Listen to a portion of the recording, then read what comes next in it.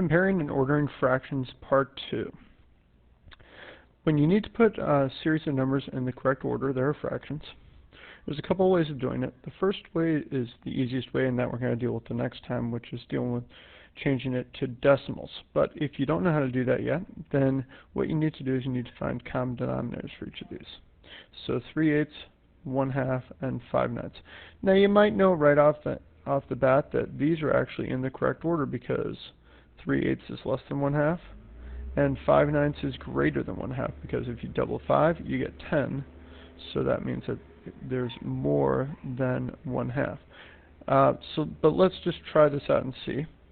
So if we have 8, 2, and 9, and we're trying to find the lowest common denominator between them, one of the things we can do is just go ahead and actually figure it out. There's a trick, which is to go ahead and prime factorize them. So that's, again, the good old factor trees.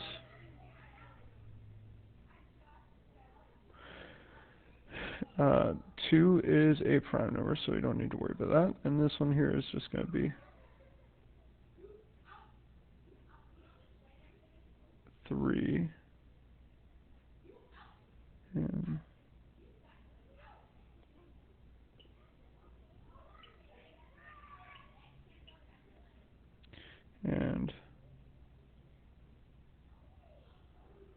3. Those are all prime numbers. So one way of thinking about this is, well, we got a 2 here. That's, if we list them all out, 2 times 2 times 2, then 3 times 3. Okay, so one way of logically thinking about this is, though, this is going to be equal to, obviously, to 2.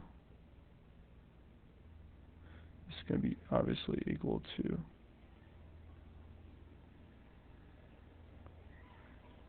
8.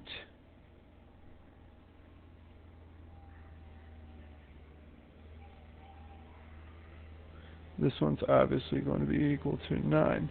And one logical way to think about this is, we just multiply the things that are in there that we don't have in other ones.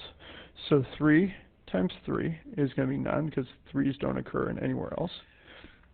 So in order to get a multiple, we're going to have to at least have something that's equal to 9.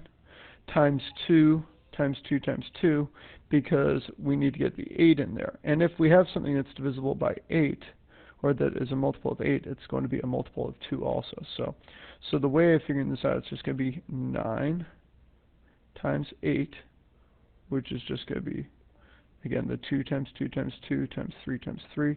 So that's going to be 72 is going to be our common denominator. And if we wanted to go ahead and do this now, we go and 3/8. What's that as equal to 70 seconds? Well, this is times 9, so this is going to be times 9 too, so that's going to be 27. Now down here for 5/9, same sort of idea. If we figure out 5/9 is 70 seconds, in this case here we're going to have to multiply by 8, because 9 times 8 is equal to 72, so this is going to be 40. And then 1/2 in terms of 70 seconds is going to be equal to 36, because 2 times 36 is that. So if we wanted to put them in order, well, this one's going to be first because this one's the smallest, second, and third. So that's the correct order there. Now this one here is actually a little bit easier because we can just logically do this one also, but it's even easier to see.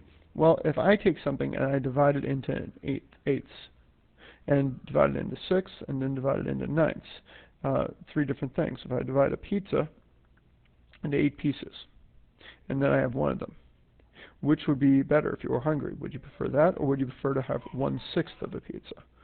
Well, 1/6 is going to be bigger, and 1/9 is going to be even smaller then 1/8. So it's just going to be 1, 2, it's going to be, excuse me, this is going to be the least, this is going to be the second least, and this is going to be the third least. So from least to greatest, that would be the order. One more time here. 1, 2, 3 in the right order.